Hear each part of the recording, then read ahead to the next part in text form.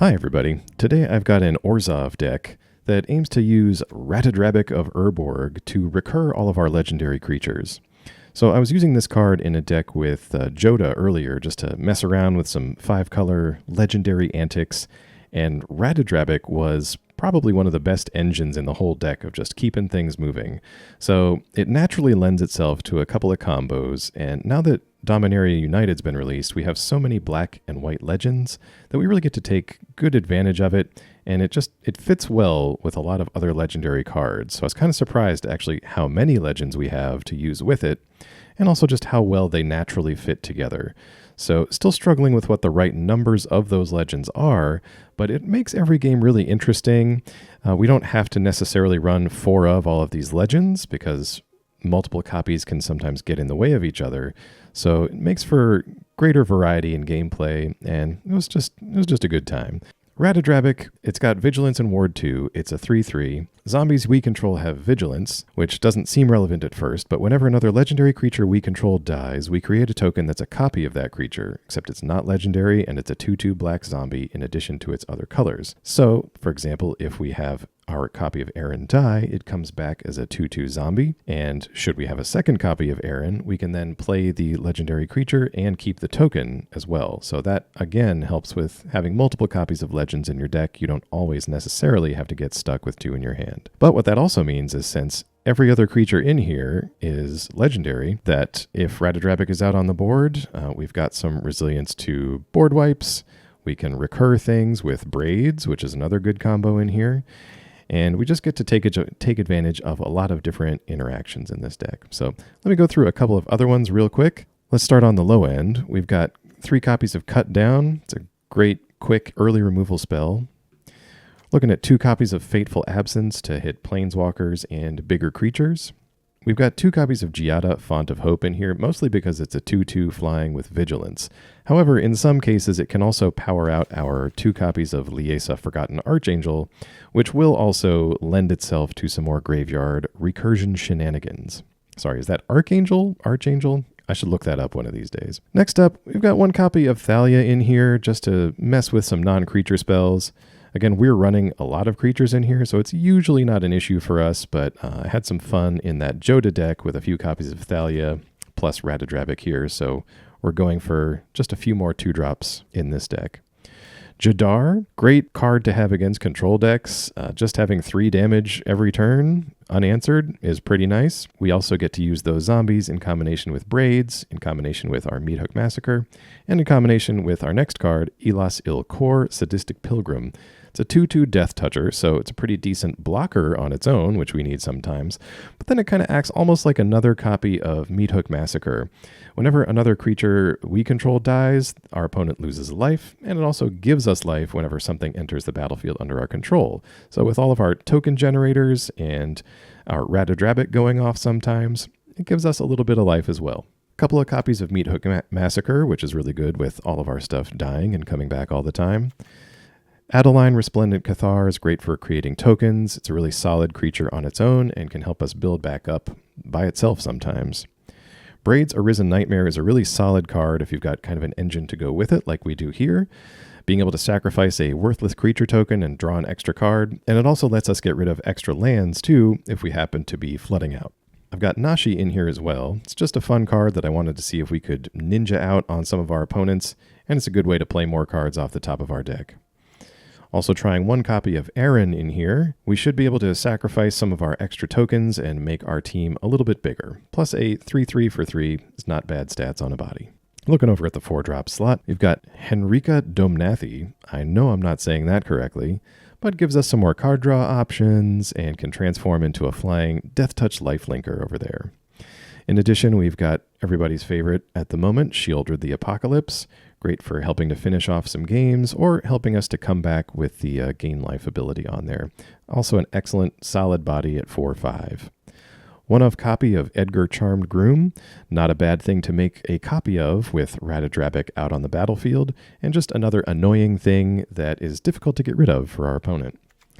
As mentioned, 3 copies of Ratadrabik. Could probably go with 4, but I was short on wild cards at the time. Elspeth Resplendent, one of the few non-creature things that we have in here, put in some good work in this deck, most often looking at the top 7 cards and putting a permanent card into play with value 3 or less. The shield counter is key because it helps us resist board wipes, not necessarily Meathook Massacre, but we did get in some good resistance to burn down the house that was played against us with the shield counter. So kind of a nice addition, and it makes our legends just that much better by giving them some extra abilities and that +1/+1 counter. We've also got 1 copy of Junji the Midnight Sky. It's legendary, and it's great if we can make more copies of it to get that death trigger one more time. And then a few Liesa Forgotten Archangel, which we've seen before. Nice flying lifelinky blocker, but also does a similar effect and lets us get some creatures back at the end of the turn. I'm going to stick with you now for some of these games on the ranked standard ladder, but first, thanks very much for watching, and I'll see you in a minute. All right, we're giving a try Black and White Legends. Lead with a swamp to have cut down available.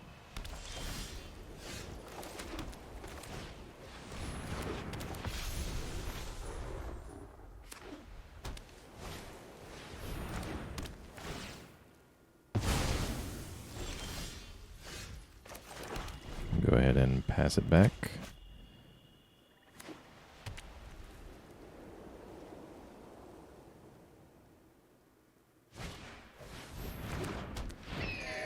Sky Crier, huh? Bird Citizen. I mean, as much as I would like to draw,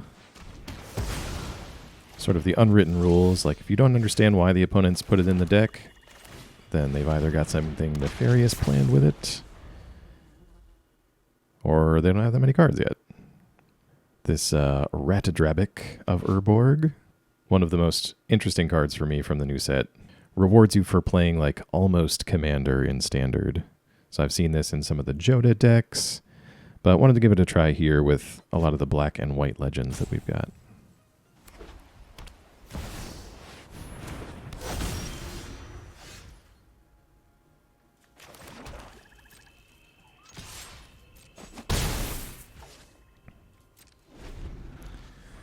This is also the point in my deck designs where I go, did I remember to put in dual lands in this deck? Arena loves to give you one in your starting hand.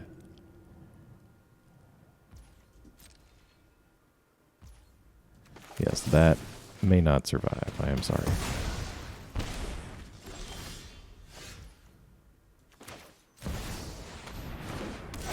We will draw with that.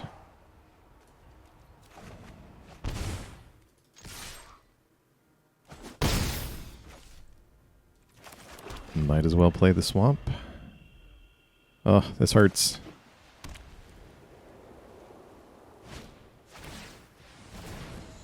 Candle Trap, huh? Which one is that? Oh, prevent all combat damage, so they can still do their things, correct? Or I could sacrifice them. That also works. Let's see here.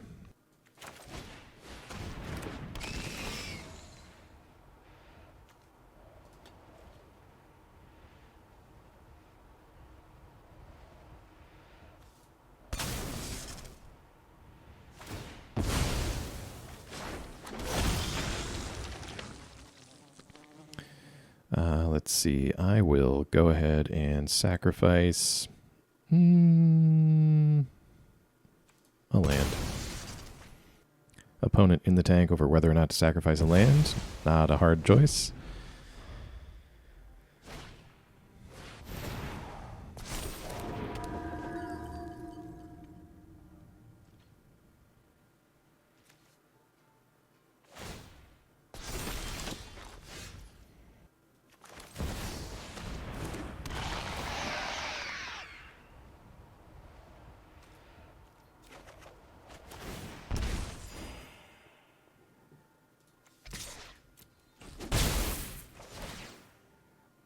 Well, since Sheoldred's not going to get in anytime soon, we might as well sacrifice it to Braids.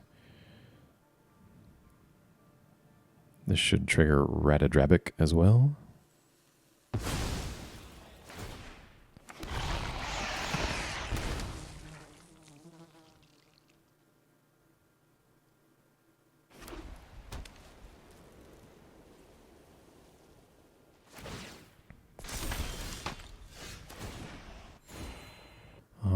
some quick math. If we get in, we could attempt to thin the herd with Braids a little bit.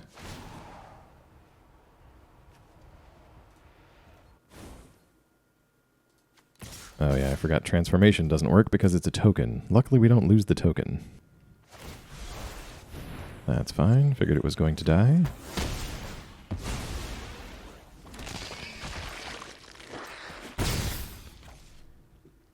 And Ratadrabik has just been a value engine for us here. We will... Don't really want to sacrifice a land. Oh, okay. Well, opponent has made the decision easy for us, and we'll wrap it up there.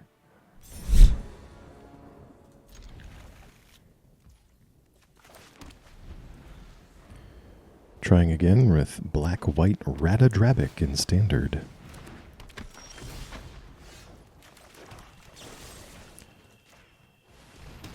Would like to remove that before they get to protect it with a Spell Snare.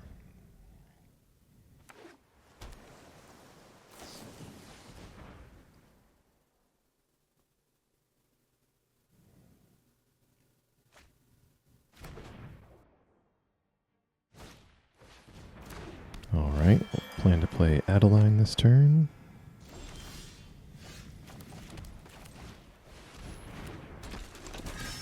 Could end up in a situation where opponent's playing a lot of small flyers and we get to Meathook them.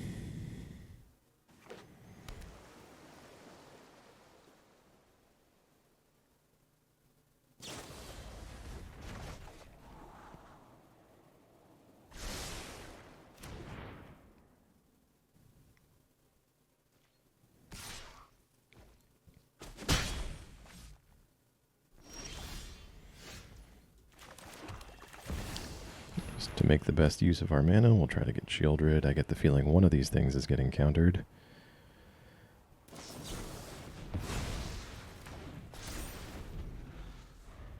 Not much we can do there.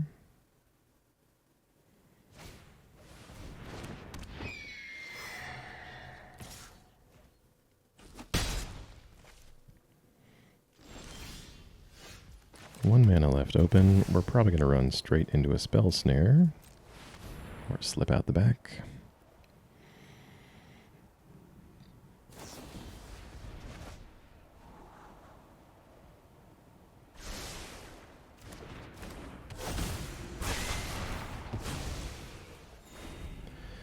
Not as bad.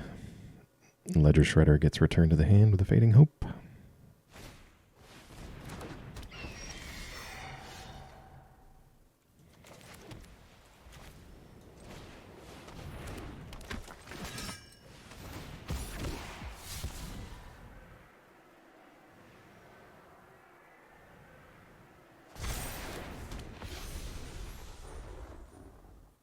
We may be in sort of a racing situation. If they drop the adversary in the yard, that implies they have another one in the hand, and they can use that to remove a key blocker. So we may just have to start racing.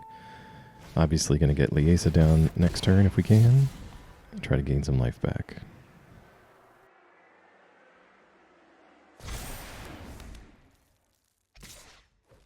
Combat Research, great card from Dominaria.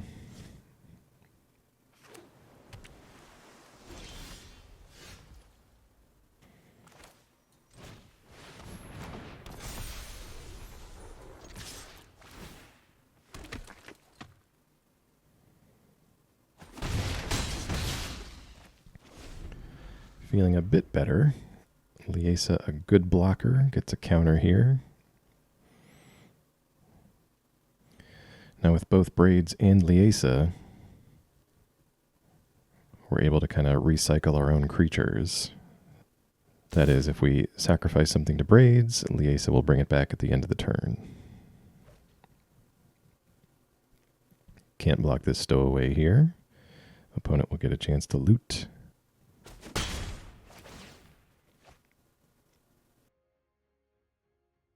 May try to attack with Liesa next turn.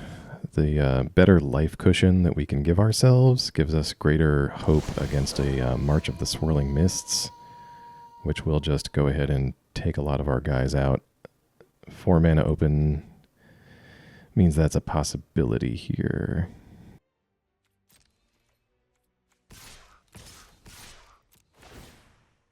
Getting with those three. Not willing to sacrifice Giada just yet to the Shredder. I'd love to use that on Braids if we can. Oh. Well, not sure if our opponent expected to do that. We could have played Braids, sacrificed a creature, and gotten the final damage through with Meathook Massacre there. All right, good game.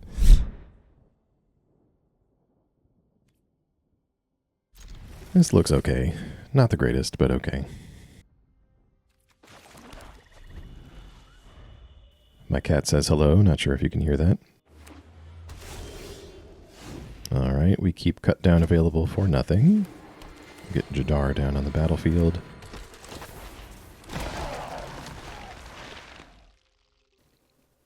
We might be able to use one of these useless zombies to ninja out that rat fellow.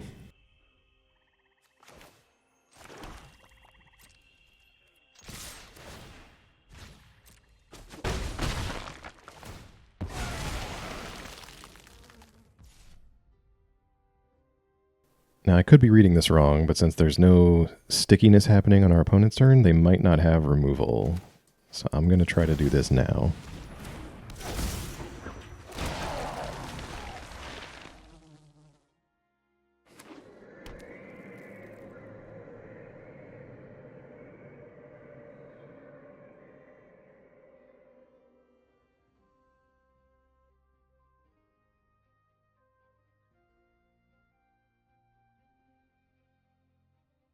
Nashi, a great card advantage engine. Saw some play at the beginning of Kamigawa, but not much since then.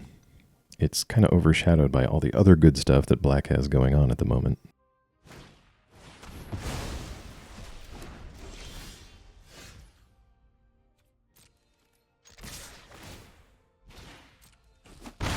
Not much we can do except get in for 3 here.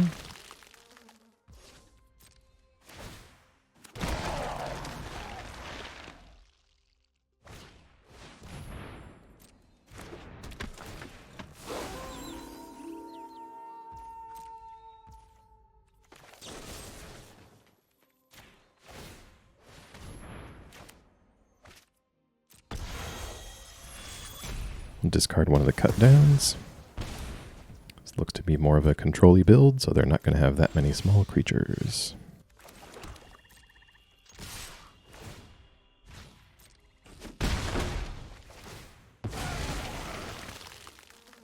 Well, 3 damage every turn is a viable plan to win, so if we can keep doing this dance, we'll set ourselves up pretty well for the future. These discards are starting to hurt.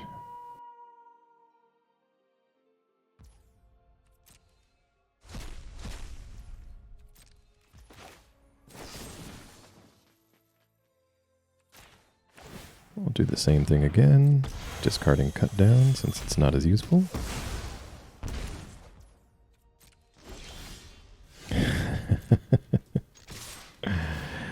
I swear I put creatures in here.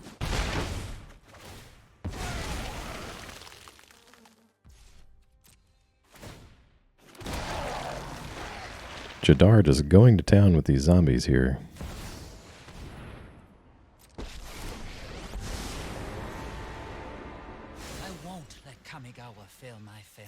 Okay. Bet you can't catch us.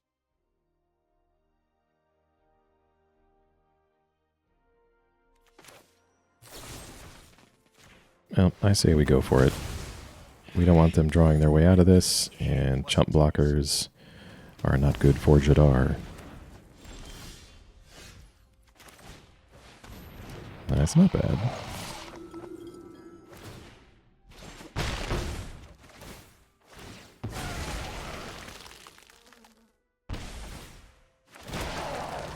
Cute little combo here with Jadar and Elas. How do you say that? Elas? Elas?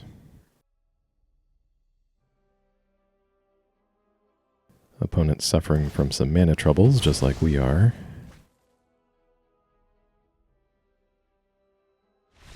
Oh, okay. I'll take it. Okay, this hand is a little better than our previous game, which was mono removal. We'll hang on to this.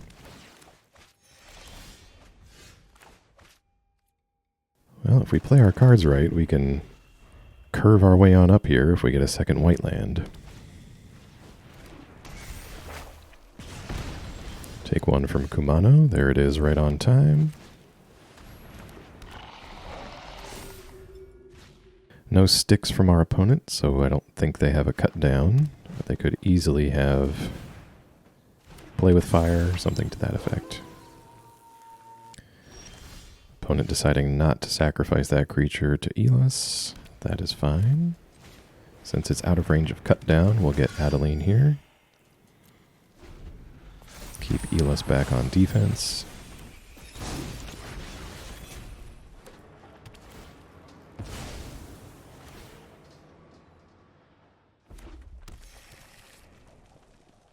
One option for next turn is to try to get some damage on the Stormseeker. And then follow it up with a Meathook Massacre. No blocks, obviously.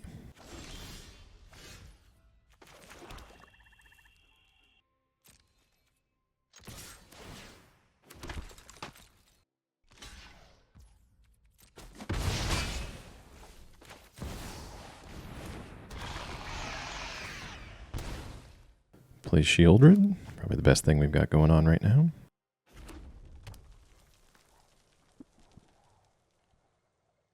Next turn we may... Oh. That was a bold choice. I was going to say we may get down a Meathook just to play it on 0, but opponent made that choice for us.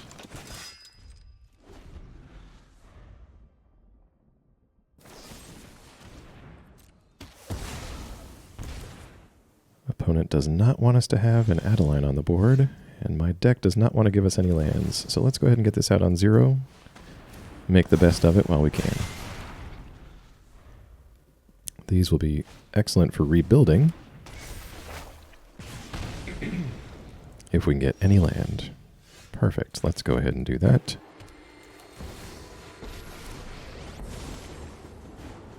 Right. Let's clean up this town. I've made plenty of connections.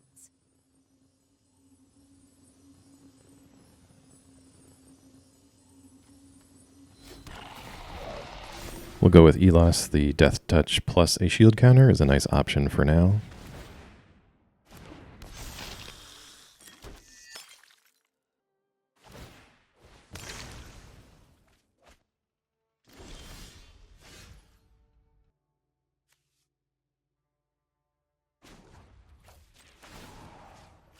Show him what you got.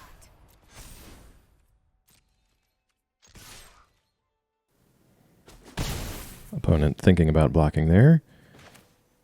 We could Meathook again. That doesn't make too much sense at the moment.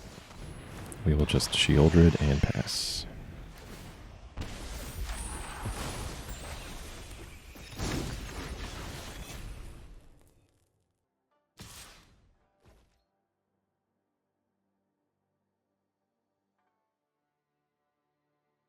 Things our opponent could be doing: trying to burn down Sheoldred, trying to remove a shield counter from Elas, follow it up with some removal.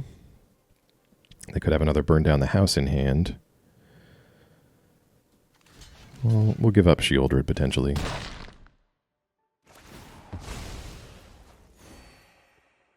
Kind of want to keep the shield counter. It's way too annoying if you've got a board wipe in hand that depends on damage. They've already shown they're willing to burn down the house once. There it is. Beautiful. Try to keep the cut down open. We will Elspeth again. Try to get something else out here with a shield counter on it. Adeline is perfect.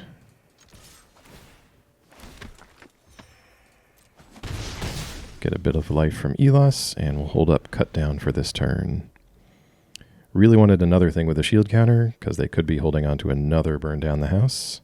They've kind of made it clear they're not depending on Meathook Massacre, and that wraps it up. Well, we've got nothing but 3 drops, but we are going first. Hard to say no to that.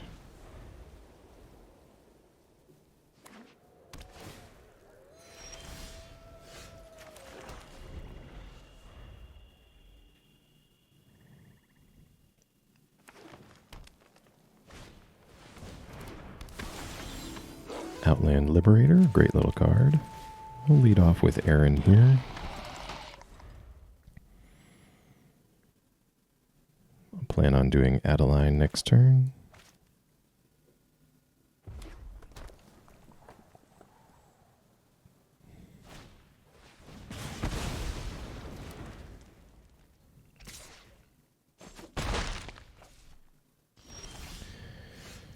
Strangle from our opponent. Let's go ahead and get Adeline down right now. A little more resilient to things like Strangle.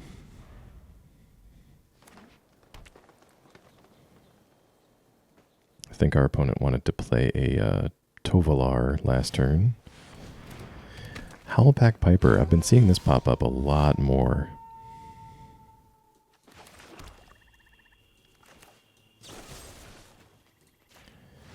That may not stick around. It is very dangerous.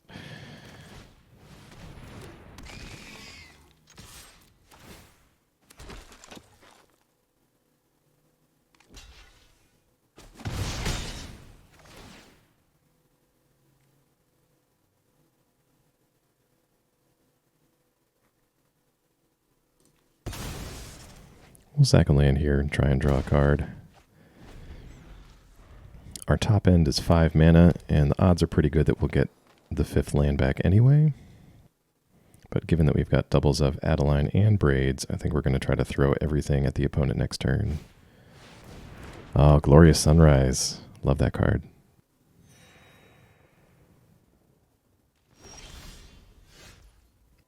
Let's see. Let me think this through. If we Meathook now for 2, we can still attack with our 2 creatures and generate a token. And then sacrifice that token to Braids. Let's go ahead and do that. Need to keep drawing and trying to get the 5th land, a Sarah Paragon, and Elspeth.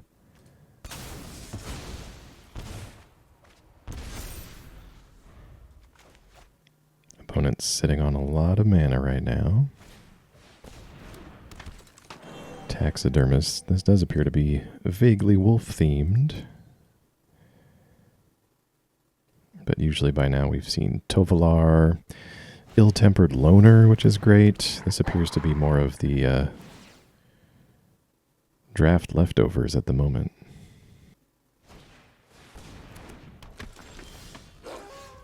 The 5th land is here.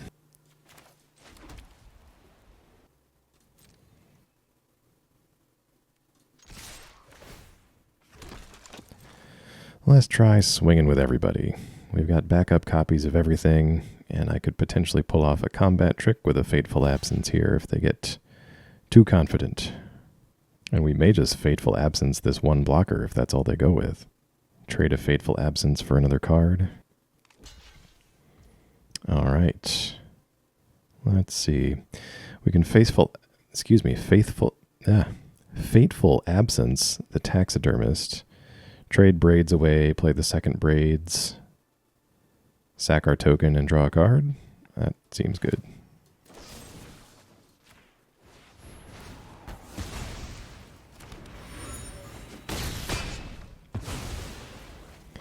And get a couple of Meathook triggers to go with it. 2nd Braids comes out. Sack the token. Doubt our opponent wants to sack their only creature. And Sheoldred should help wrap things up pretty quickly.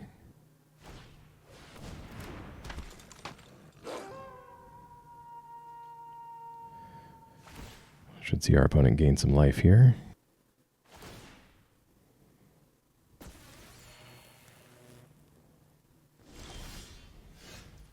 All right, we're looking at 5 mana.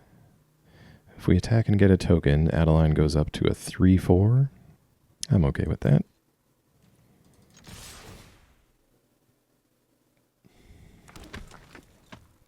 Opponent could double block and get rid of one of these things. That is fine. It's a 3/4. We're going to get rid of the Stormseeker, which has the most upside for our opponent. Tamiyo's safekeeping will make it indestructible. Alright. Let's play an Adeline and our own Thalia. Sack the token, try and draw a card here. Nope, opponent getting too low. A couple of Meathook triggers.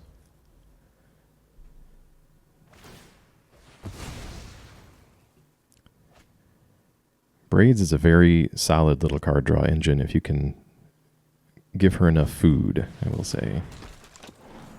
Augur of Autumn off the top. See what the opponent decides to do with the Sunrise here.